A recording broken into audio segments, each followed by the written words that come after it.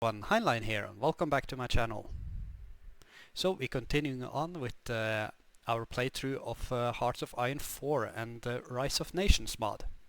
In the last session we waged a little war against China and got a little bit of their territory. We won that conflict, I don't really think because of our own skill, but rather because China fought against every single superpower on Earth. And I have a little feeling that we soon will be engaged with a war against Japan. So I've staged a few forces here in eastern Russia, and now I will just start preparing for another war. I really do want to take these two areas right here, because then I can get this one, but you know what, I don't want to risk losing any more equipment, because we are, as you can see, still quite low on it. We also have quite a bit of army experience, and I think I'm going to use that to reorganize my military a little bit. As I said in the last video, I want to reorganize my unit into A, B and C tier units. So let's start doing that right now. Going to replace the artillery here with I think signal, and we're going to place the artillery to line, and my A tier units, I want to give them heavy artillery. Yeah, like motorized, I need to do something about that as well. And here are my B tier units. They are just going to get basic field artillery, the light artillery. Ooh, a little bit too much, so let's do this instead. Yeah, but let's do that for now. And our C tier, maybe change them to home guard. They have a little bit more in defense, I believe. Didn't really see any difference, so I'm just going to keep them as they are now. Back to the A tier, I'm just going to give them one more infantry. Then we're at 20, we're halfway there. Alright, now let's reorganize our military. I want these guys to be A tier, these ones to B tier, these guys, yeah, let's organize these to C tier. Entire Arctic section is going to be C tier. Production is not going quick. Let's see if we can actually buy some equipment. That would be really nice. Let's buy some locomotives. We need more trains. I can't buy any infantry equipment. That's a bummer. Mandatory military service. Alright, I think this one is a good one. Smart soldiers. Basic education for soldiers. Continue industrialization. Let's start building schools, like so. Let's develop it more into a defensive force. I think that's suitable. Still logistics problems, so let's see if we can buy some more trains. Oh, now we can buy rifles. Thank you very much. Expand the Trans-Siberian Railway. You're going to need that when the war pops up. Let's start spying on Japan. Might as well as starting. And our Trans-Siberian Railway is finished.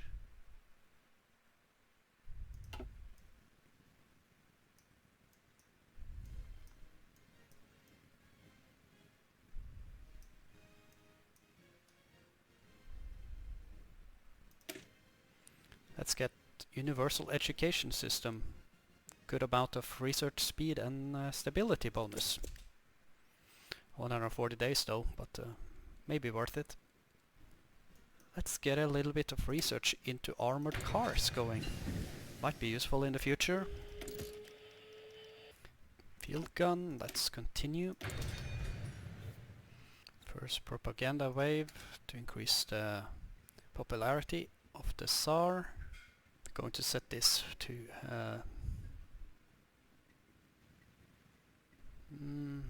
meticulous planning. I like that. We need logistics, so I think I'll go for that one.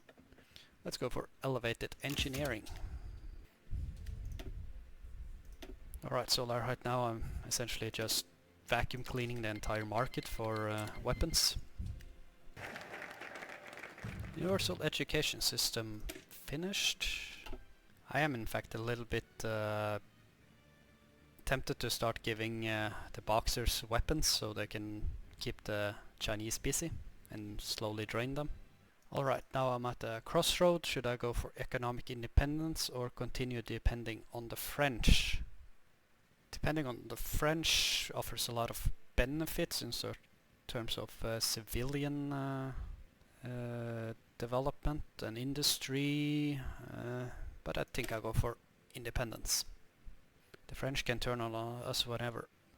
And one thing I noticed while I did not pay attention is that Germany now is the German Reich. And it's this dude that's leading it, and they're leaning towards democracy, so teach workers, that will give a lot of good bonuses. Second propaganda wave to increase the stability of our monarchy. Union of Europe, what is that, if I may ask? Okay, it's an alliance of all the democratic states of Europe. And Germany also has war goals against the Austro-Hungarian Empire, so they might start warring against each other, the Austro-Hungarians have war goals against them. Let's start developing some railway guns. They can be quite useful to give bombardment. Let's continue developing rifles. Any more weapons I can buy? Yes. A lot of Austrian and Hungarian weapons on the market. Let's start developing some aircrafts.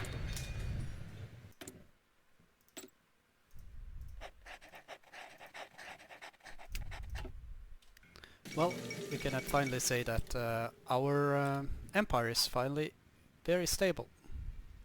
Let's launch the last propaganda wave. Long live the Tsar. And our army now is almost completely equipped, which makes me very, very happy. Cossack rifle is ready. Yeah, I'm still buying rifles from old military equipment. Thank you, Austria-Hungary. So the United Kingdom has declared war on the Chinese. Again. Restore faith in the Tsar. Great. Railway gun is complete. We'll start to produce some later when I get more industry. In other good news, we have almost managed to catch up with our rifle production. Fuselage, let's continue. Airframe. So, the German Reich has declared war on Austria-Hungary. So, yeah, this can turn out a little bit interesting.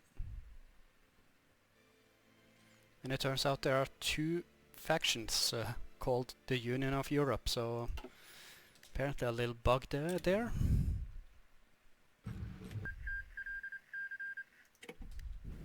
The war between China and the UK is over.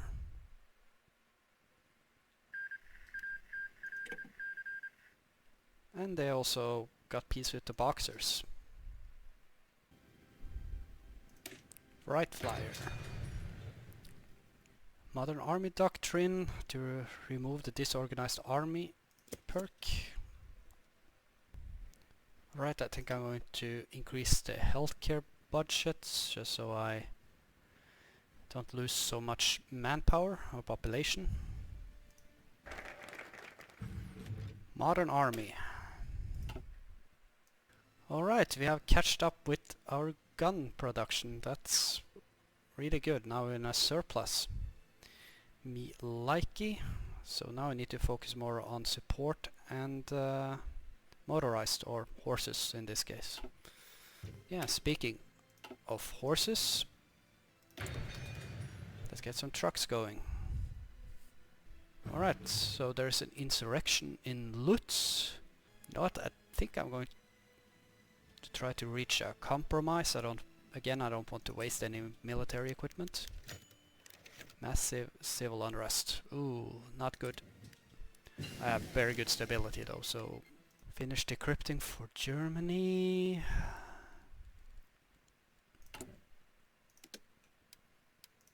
Start decrypting Austria-Hungary. Okay, foreign policy, revive the Three Emperors League. Germany will not like that. I need allies in case there is a war against Germany, so I think I will go for a meeting in Paris. I'm about as prepared for a war against the German as the Tsar is for questions, so I need some allies. I think I will guarantee the French. The war between Austria-Hungary and Germany is pretty much at a stalemate. Not too much of a surprise. And we are in 1905 and still no war against Japan, so let's see what happens. Alright, we have guaranteed the French. Increase resource production. Experimental aircraft. Going to allow some foreign investors. Build up military industry. We're now in 1906, and if something is to pop off with against the Japanese, then it will happen soon.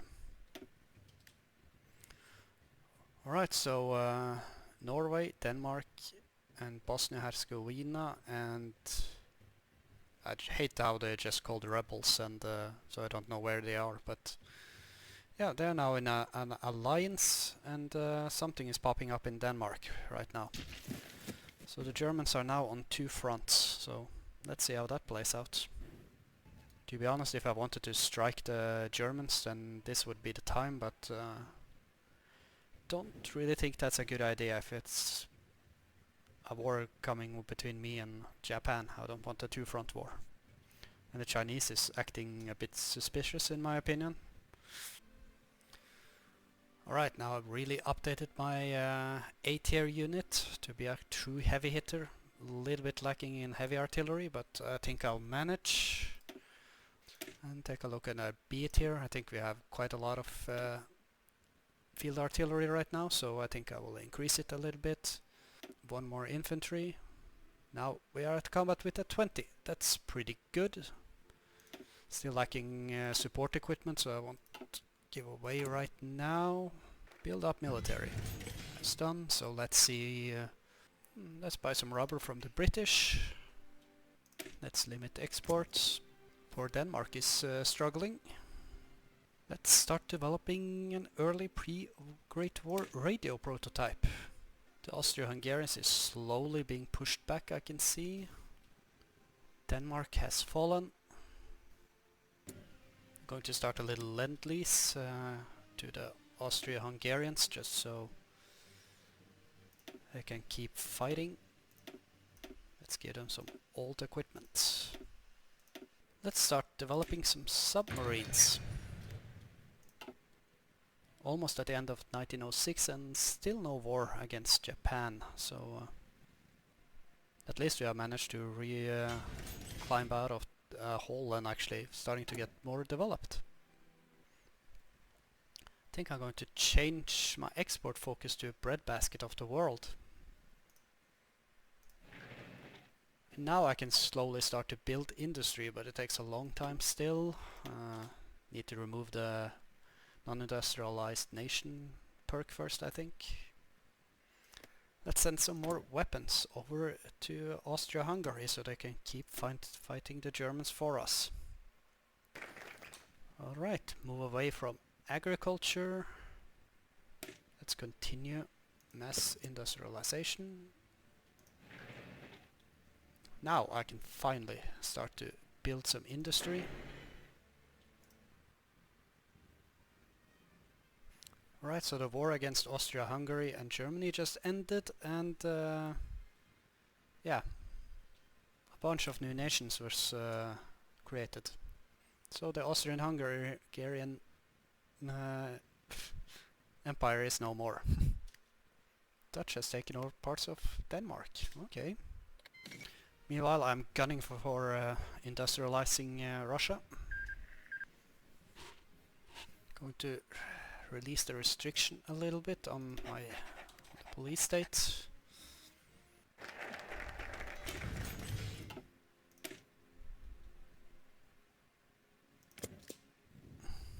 Industrialized Russia. Alright. Industrialized Russia. Let's try to join the Entente. So far we only have limited conscription. I think I will go for extensive. And we really need to build up my army. My goal is 2 million men. And now I finally started to be able to build some factories, so going to focus a little bit to get some more armored cars. Well, it seems like the Japanese actually lost their nerve and that they're not going to launch a war against me. Not know if that's for better or worse. The French Republic welcomes us to the Entente. Well, it seems like we are not in an alliance right now, we're just guaranteeing each other. Maybe I have to advance to the next time period to do so.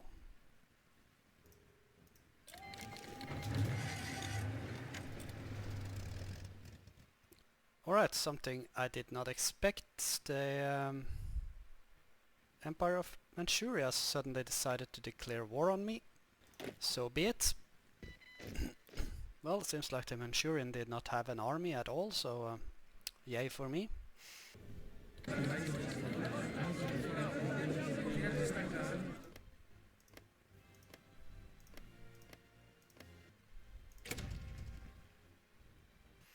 Alright, so we have now reached 1910, and that's the end of this era, you can say. So I also think this is a nice place to end the video, so thank you all for watching, and in the next video we will move into the World War I era, even though we kind of fought a World War I in Europe this session, or rather Austro-Hungarians and the Germans. But let's see how this will turn out. So we'll catch you all in the next video.